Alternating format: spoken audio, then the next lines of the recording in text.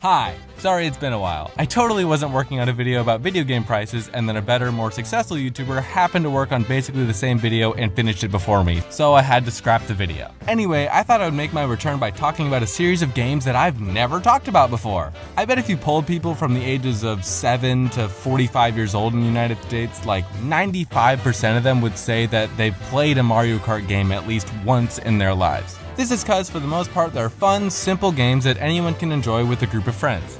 Now, unlike what your grandparents might think, Mario Kart isn't just one game. There's actually 9-ish Mario Kart games that have released throughout the years. In this video, I thought it'd be kind of fun to rank these games from worst to best, and yeah, that's what I'm gonna do here. I don't know if you caught what I said a few sentences ago, but I said 9-ish games, and that's because there's a couple that are not real mainline Mario Kart games and are kind of like spin-offs. Okay, yeah, super mega dork here, caring about the sanctity of the mainline Mario Kart lineage, but I think it's important to at least explain what games I'm actually going to be ranking. I think the most obvious one to omit from this list is the Mario Kart Live home circuit thing. For one, I don't own this, and I've never played it before, so ranking it would make me, how you say, a liar? But also, from what I've seen, this is more of a real-life toy to play with than a video game, and it's just so different from any other game that they've made that it would not make sense in this video at all. The next games I'm not going to be including in this video are all of the arcade games. First of all, again, I have not played these, or at least I don't remember playing them, so I have no way of knowing what they rank. Also, to my knowledge, these have never released onto any type of Nintendo console, so I don't think they count. That's right, Pac-Man, you didn't make the video. Sorry, buddy. The last one I'm not counting is Mario Kart Tour. This one still has the most support for calling it a Mario Kart mainline game. Wow, I'd feel like a super nerd for just even saying Mario Kart mainline game. When I made my video speculating about what the next Mario Kart game would be before Mario Kart World came out, I kept saying the next game would be Mario Kart 9. That led to a bunch of comments saying, "No, Mario Kart Tour is Mario Kart 9, you dumbass. How about you learn something before you go and make a video about it, you idiot?"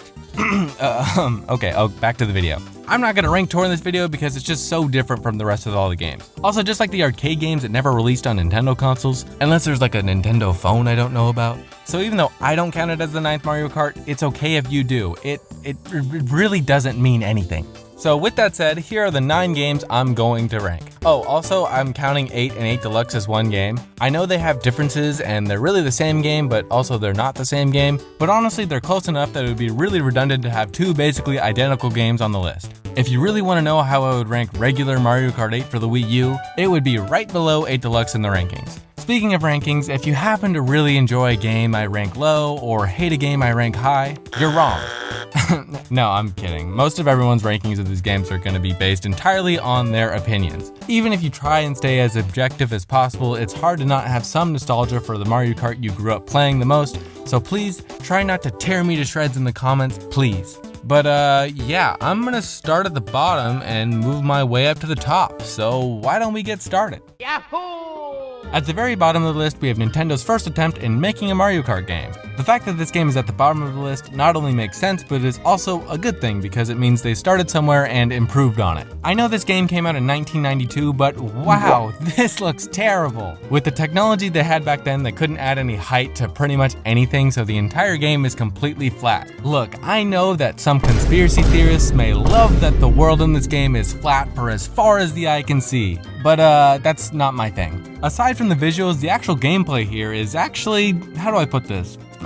Terrible. You know how ice levels in games are usually pretty rare because they add a challenge by making the controls feel slippery and imprecise? Super Mario Kart is like if you made the whole game feel like an ice level. Turning in this game makes you feel like you're doing something wrong because it's so difficult to do. And yeah, you can call me bad at the game, and I've seen world records where these guys are slipping and sliding around with ease, but this is supposed to be like a fun kind of party style game. It's not like Forza. It's okay for these games to have some optional challenge in them or some difficult tracks, but to make the whole game basically unplayable to someone who doesn't set aside time to practice is stupid. The game being only 2-player makes sense because cramming 4 players onto a small CRT television in the early 90s on this game sounds like a nightmare, so I won't hold that against it. Also, the character selection in this game is interesting because borderline main lineup character Koopa is here, and they also include DK Jr. before they forgot about him and put him in jail. I'll never forget you, Jr.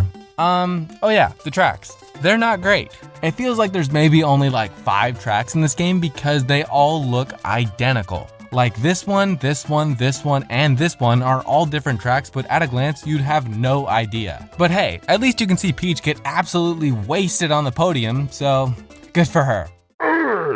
The only other Mario Kart with the word Super in the title comes in at number 8, and man, talk about a bad luck charm. Who knew super meant super bad? Am I right, guys?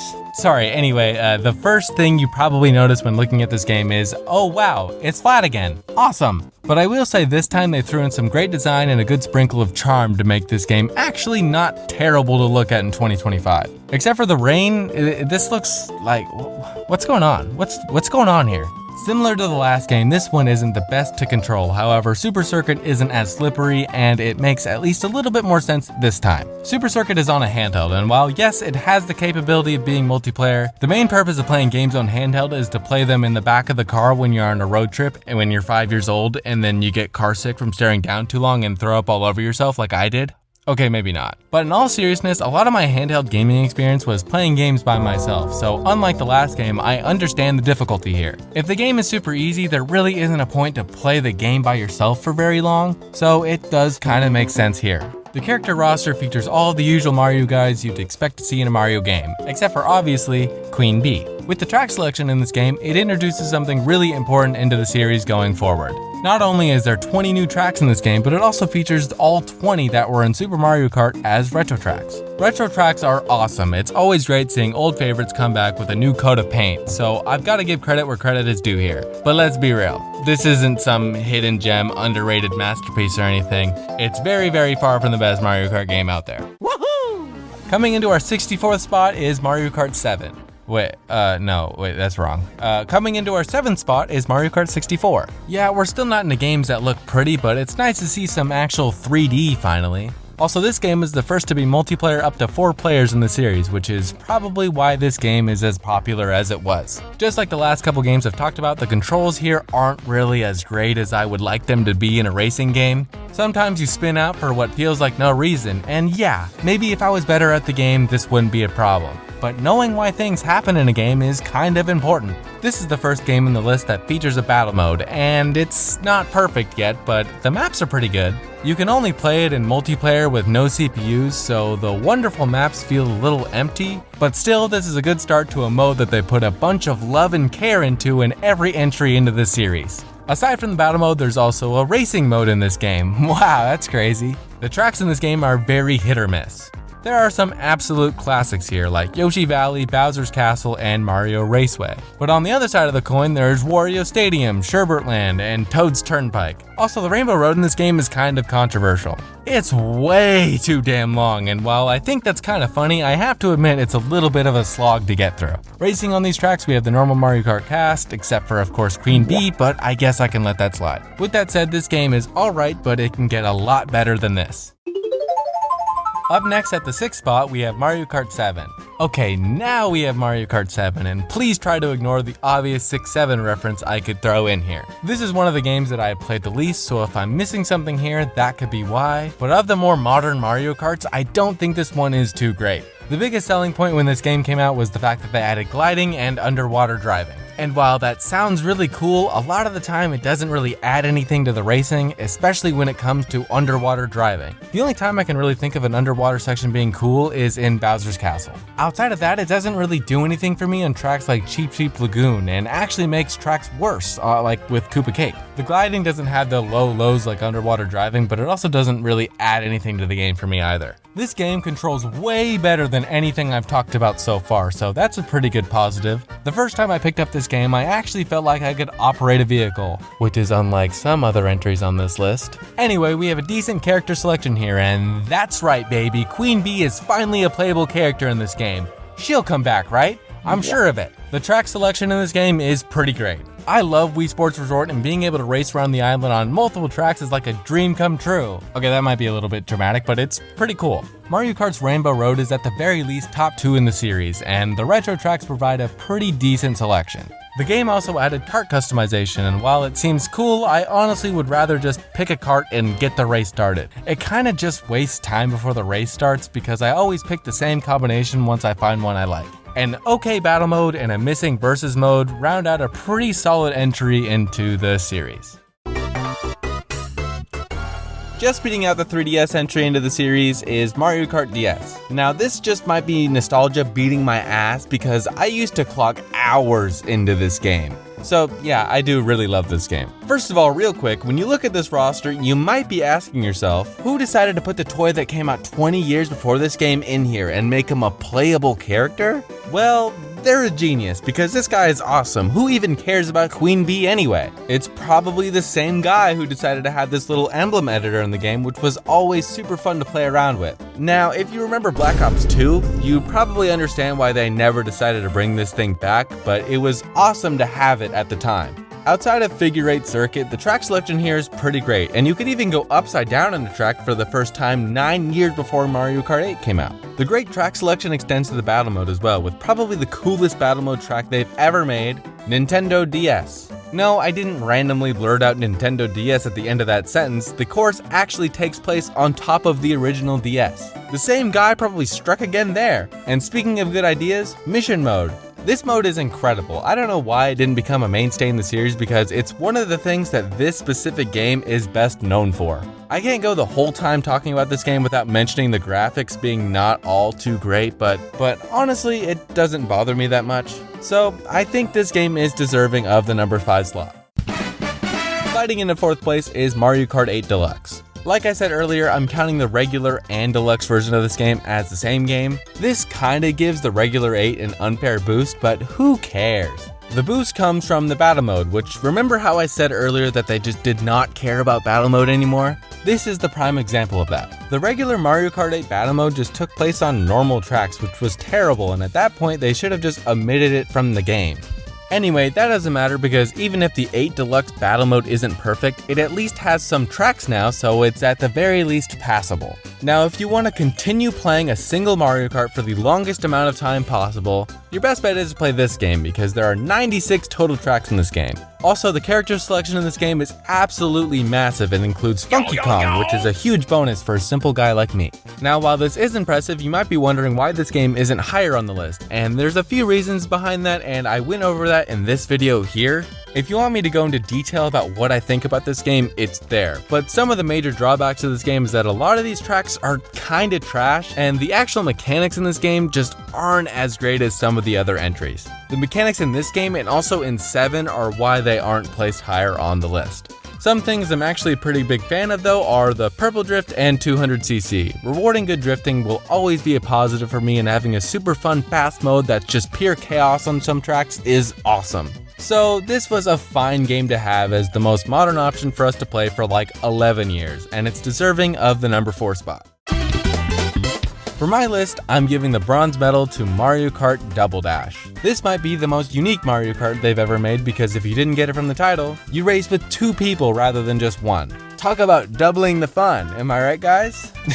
In all seriousness, I really love this game. The turning here is difficult, but in a fun way, unlike the between 2D and 3D looking games. Also, the silly, charming art style in this game is something that Nintendo's missing a little bit of today. I miss the huge, blocky, jagged text everywhere and stuff on the screen that doesn't matter at all. Like for example, this massive, distracting speedometer that doesn't really help you all that much. Another great addition to this game is character-specific items in the game. Look, I didn't want to make this video like 30 minutes long, so I haven't talked about items that much, but I had to mention them here because the way they work in this game make your character selection matter much more beyond just the stats of the character. In the future, it would be nice if Mario Kart came out with at least a Double Dash mode because this idea is good enough to make it out of the only game that it's in. Also, this kind of mode makes multiplayer so much fun because it has one player use items and the other player race, and you can swap as many times as you want over the course of a race. There are some things missing from this game, like a larger track selection and a wider variety of items that everyone can use, but the items and tracks that are there are still pretty great and make for an incredible game. Runner-up on this list is the most recent entry into the series, Mario Kart World. First of all, I have to say this game is gorgeous. I mean, look at this. This was the hardest game for me to rank, especially because it's still receiving updates. So in 6 months, they could add whatever they want, like a funky mode that decreases the difficulty of the game and makes you invincible to items. What also makes this hard is that they changed so much for this game. Just like Double Dash, this game is super unique. There's 24 racers now, items barely do anything to you anymore. There's an entire open world, they have like a million straight line tracks, and there's more. Look, I could probably make a whole 25-minute video making a review for this game, so I'm just gonna try to keep it concise here. If you want me to talk about this game more, let me know in the comments, and I'll surely take longer than 2 months to make another video again. With a game that does so much new, there are some really high highs and some pretty low lows. The main track selection in this game is at worst second best in the series, but if you include all of the straight line ones, it's probably on average like second worst. However, to be completely fair to this game, if I'm playing normally with some friends, we're just picking the normal tracks. The straight line ones are actually pretty fun though if you're playing the new knockout mode. It seems like maybe Nintendo took some inspiration from a Troy video.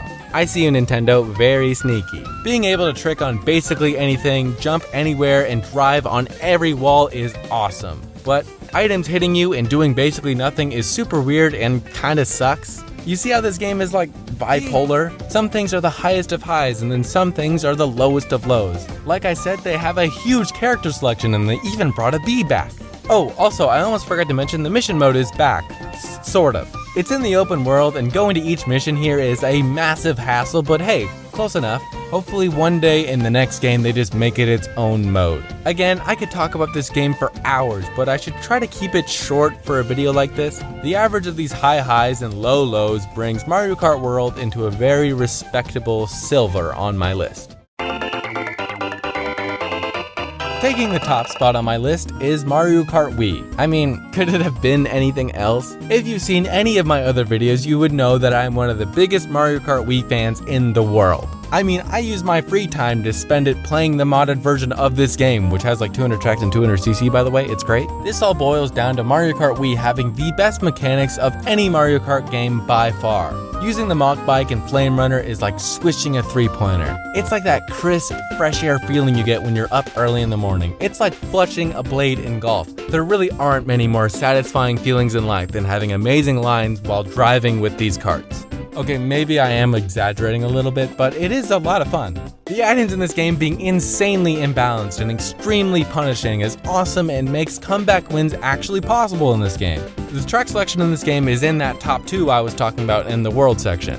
The only track in this game that's kind of a miss is Sherbertland, and even that one isn't really that terrible in this game. The battle mode here has the best, at least, stage selection in the entire franchise. I wish it had more modes, but hey, you can't get everything you ask for, right? But yeah, if you couldn't tell by this section and every other video I've made before, I am probably a little biased towards this game, but it's my list, so I'm allowed to be. Again, if you want to see my full thoughts about this game, check out this video. But I've got to say that Mario Kart Wii is the best Mario Kart they've ever made. So there's my list. If you liked the video, it would be awesome if you liked and subscribed. Let me know what your favorite Mario Kart is and why below. Thank you so much for watching, and I'll see you later.